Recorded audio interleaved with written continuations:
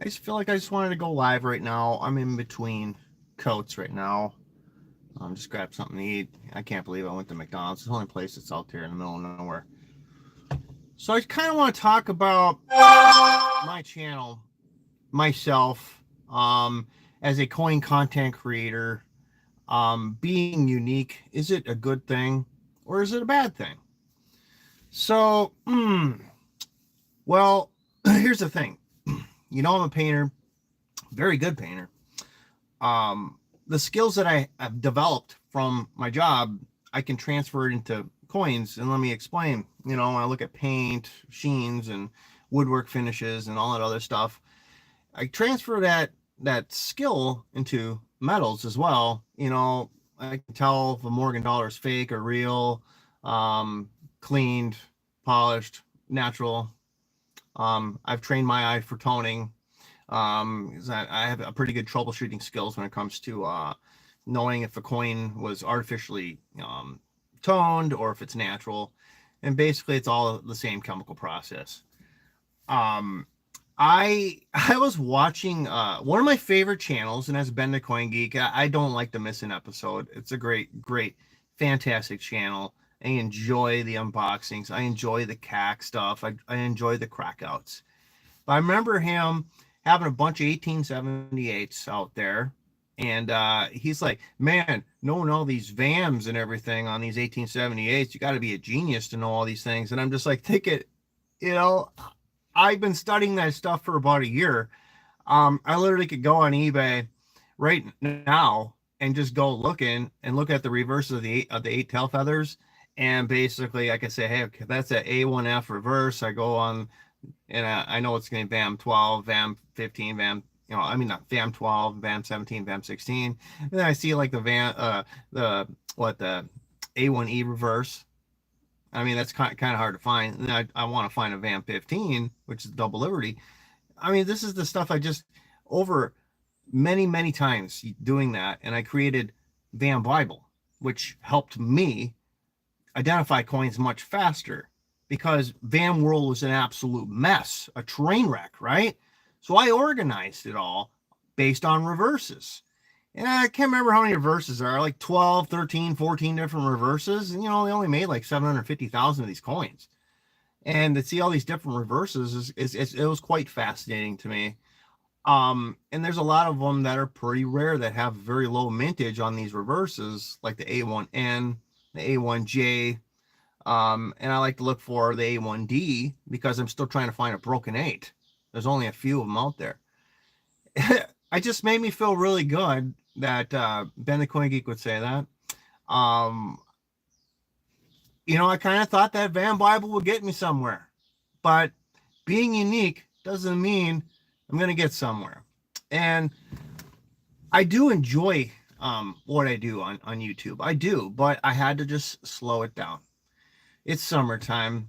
The views just aren't there. The last video I did, my first CAC reveal and some new buys from the coin show, boy, did that not do very good. In 3 days, literally about 400 views.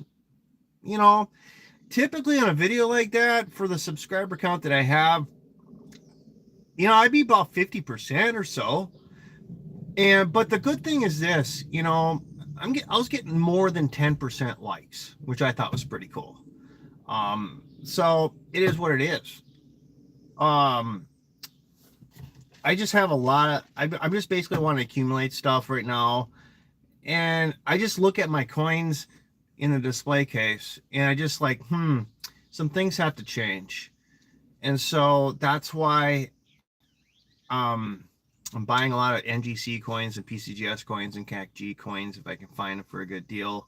I've been literally, I just want to buy based on the condition for that grade, looking for more coins that I think will CAC, because now I have a resource where I can get these submitted.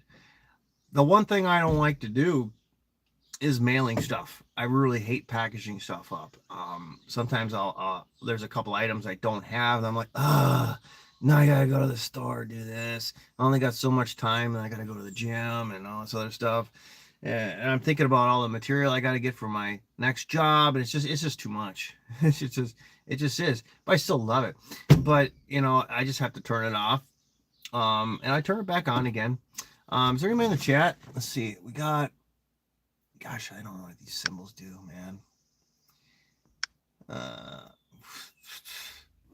Is this the chat button? It is. Okay.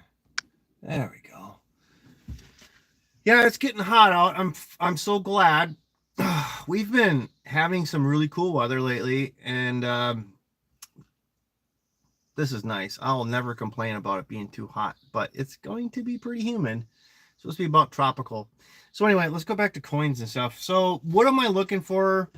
And let's talk about silver too as well. So what am I looking for if I'm going out to a coin show?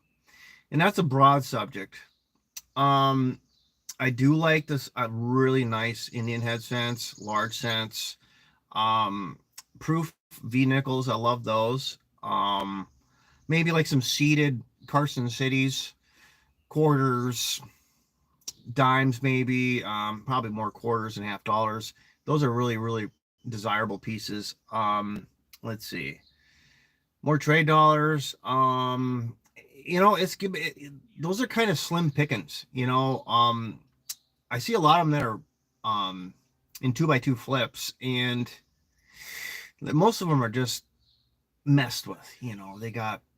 They're polished and stuff like that, and I like to stick with the dealers that are honest and trustworthy, and build up a relationship with those people.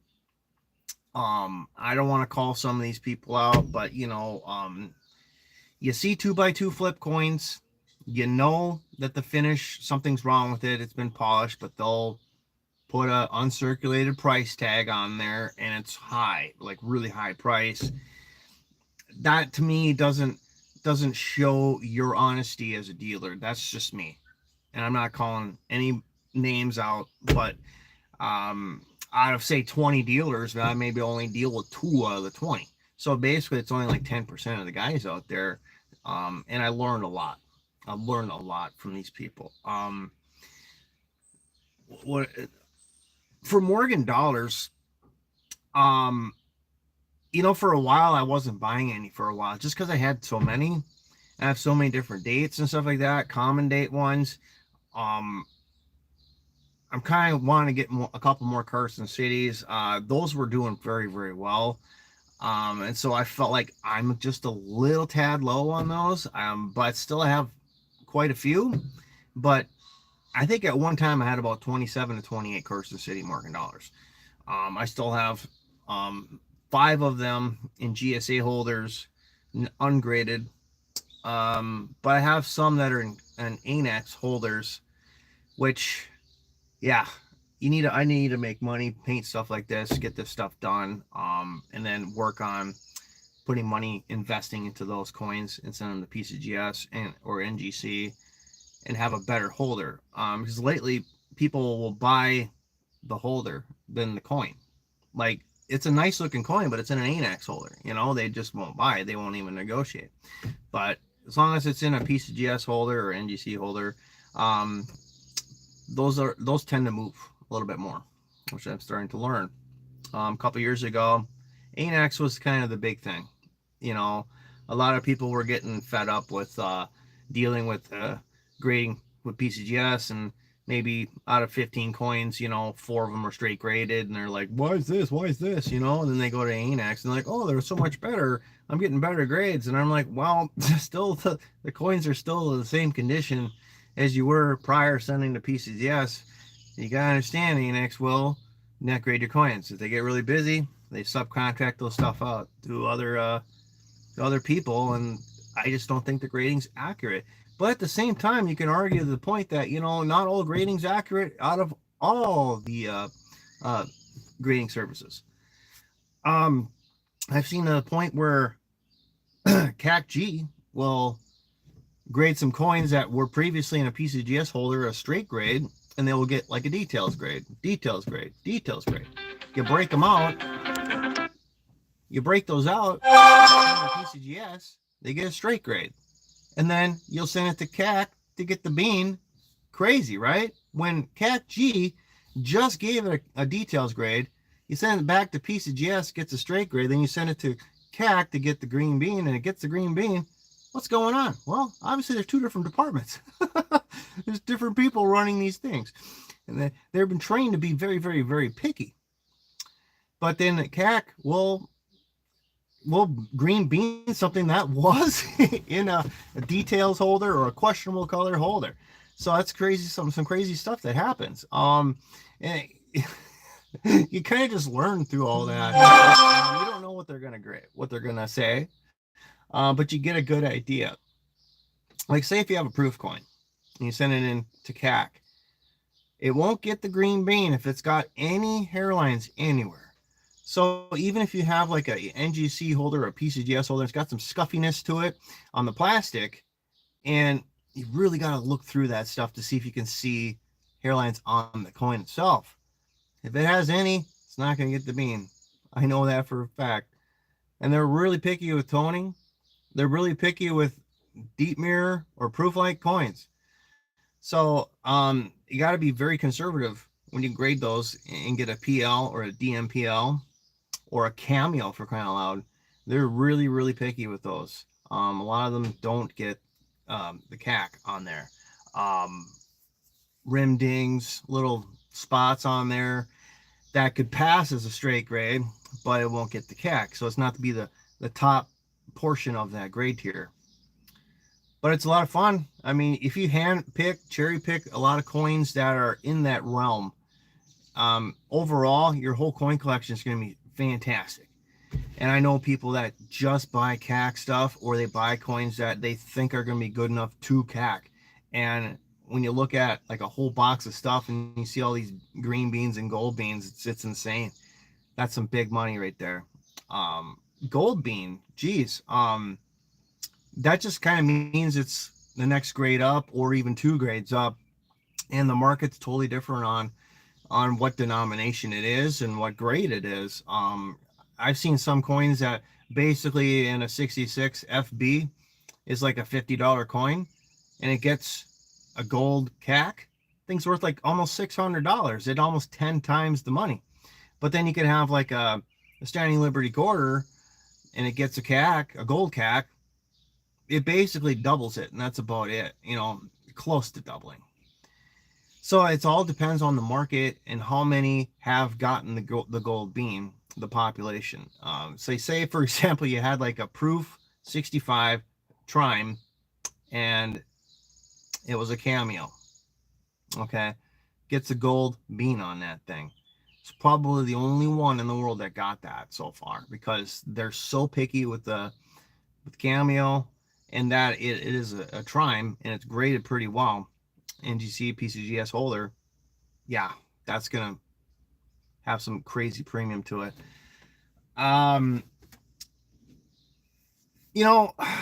So what was I going to talk about? So now I'm going to talk about some silver, because we just talked about sort of numismatics that I was looking for. It's kind of a broad spectrum. I just want to look for coins that have really nice eye appeal.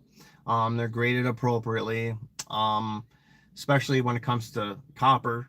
I want to look for coins that have that right color. I've seen coins that basically they said I want to send this into grade, and I'm like, dude, it's pink. It has a pink look to it. At one time, some acid got on there, lemon juice, food, ketchup, something, and then over time it kind of just got that, pinkish brown color, but that pink is still there. It's not going to grade out. And they're like, really? Why? Well, I'm just like, dude, it's just like, I know these colors. I know like the sheen of the coin, what it's going to grade. I'm very, very close almost all the time. And,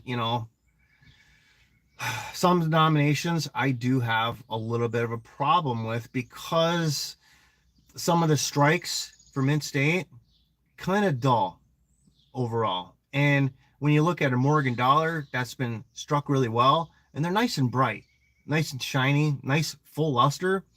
like say you go to a seated half dollar and it's like AU. It's tough to discern if that's a high AU or low AU because the finish is just kind of dull overall. But you can find some pieces that do have some nice brightness to it. Um, and it's just trial and error, man. I learn as I go, and I remember things like that. It's not like I'm a savant or anything.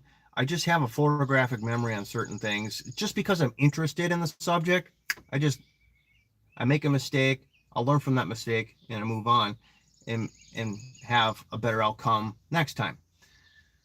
So let's talk about silver and gold. I mentioned I feel like silver will hit 37 three times before it punches through. So we've had it once, came down, hit 37 or so, 37.50. Right now it's about in the low 36s. So it could be a couple weeks, it could be next week. I feel like silver will go back to 37 again. It might punch through into 38, but I'm not going to call it and say, hey, it's going to hit 40. Shoot, there's a lot of positive things that are pushing silver up. There's variables in the market. There's world events that are happening right now that everybody knows about. Iran, Israel. We know what's going on right now. I'm kind of a little scared a little bit, but not too much scared, because we have a great leader. So I'm putting my trust into that leader. When that news broke out, that affected silver the second time I punched through the 37. Okay. But at the same time, there's things that are bullish for silver. They're going to be reevaluating assets soon. That could be good. It could flatline, but it's something. We should have 2, possibly 3 interest rate reductions. That's bullish for metals. We know about the mining sector. That's been going on for a decade or so, longer than that. I don't know. I mean, silver is just not as abundant like you think. Basically, the geography of like North America, there was a couple small areas that had nice, big, chunky veins, but those were gone. It took about 23 years to dig all that out. Comstock load, 1870 to 1893. Okay. Finding veins like that is very, very rare. Who's that? M&M, what's up, man? I can't see nothing with my gold is topped out. No. Heck no. Heck no. I'm just talking about this year, what I think about silver. Possibly I'm thinking 38, 39 for the year. By the end of the year, I'm gonna say. But I could be wrong. It could punch through into 40. I don't know. Something's got to happen. Usually, if this war that's going on right now, it just gets worse. Maybe that'll punch it through earlier than we thought. But silver, I mean, I want to stack it when it's low, but when it keeps rising and rising, the premiums kind of just disappear. But the cool thing is, when I'm working a table, I can get silver for $3 under. That's great if they're willing to take that offer, which I think I'm paying strong actually. But I kind of want to sell it at like $1 under. I'm not here to make a bunch of money, but I'm just trying to be as fair as possible to people. Hey, what's up, man? Gold, boy, a lot of experts say this should be about 4,000 by the end of the year is what they're saying. I'm kind of thinking something's got to get gold to start moving again. We do have a lower US dollar index right now. And basically the peso rose like 1/10 of a peso. It's crazy, right? Because the US dollar index basically measures our currency versus foreign currencies. During the Biden administration, I think we were at a high of 114 on the US dollar index. It's at 98.5, something like that. It has come down. That will cause some inflation, a little bit of inflation. Yeah, like a tenth of a cent or whatever like that. It's about it. But as you can see during that COVID stuff, this is kind of like the aftermath. Everything started going up, and it was going up faster than inflation. It's nice to, a couple months ago we seen eggs about $6 a dozen. I just seen a dozen eggs $2.72. For a while, I've been getting my eggs for free from my buddy Jesse up in Monticello. He has tons of chickens. So whenever I want eggs, I just go over there and knock on his door. Hey, can I get a couple dozen eggs? Sweet. So, and they're very good. Kind of sucks that I have to do that. Why can't I just go to the store and not be overburdened? I feel like I'm making a very good living. All of us probably feel the same way. And it's like, man, I can't believe I spent that much at the grocery store. Holy cows. It all adds up. I like to cut stuff. Like literally, I did a video about insurance companies. How they kind of, well, I'm not even going to talk about my problem with my insurance company, but I just saved $1,600 a year by switching. Okay. I took this vehicle and my wife's vehicle, combined them together, paid in full, $1,095 for two vehicles, full coverage. That's insane. So I'll be getting a reimbursement from my original auto policy, probably $600 remaining for the year. I'll get that back. And that's a great feeling to save some money. Cut the stuff. I want to keep it PG-13. I've got rid of a couple streaming services, got rid of PlayStation Network. We just don't use that stuff. So I was being preemptive and shut all that stuff off because we want to be outside. We want to enjoy the weather. We want to go fishing, mow my grass, go for a walk, go biking, go to the gym, go to swimming. That's what I want to do. Work and do some fun as much as I can. Grilling, barbecuing. That's something I love to do as well. I guess that's about it because I already talked about the numismatics, things I like to go for, people I like to deal with, and talked about where I think gold and silver are going to be by the end of the year. And again, don't fall for the FOMO. If they're saying, oh, silver could be 150 an ounce. Yeah, well, what do my professional dealers think? No. I mean, you got to be smart about that stuff. Buy it at its low point when it dips. But I still see, obviously, in the past 4 or 5 years, silver has gone up quite a good significant percentage.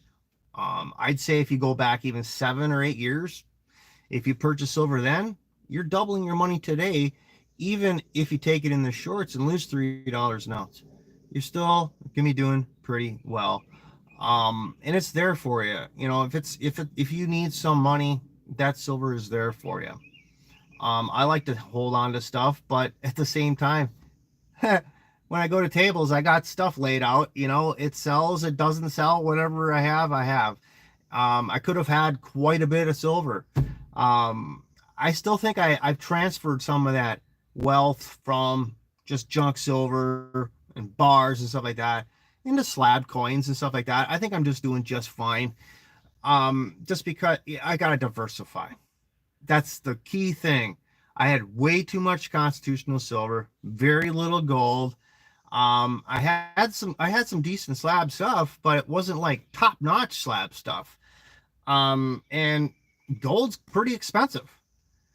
I think right now I'm at 14.4 ounces of gold, which I'm very, very fortunate to have acquired that.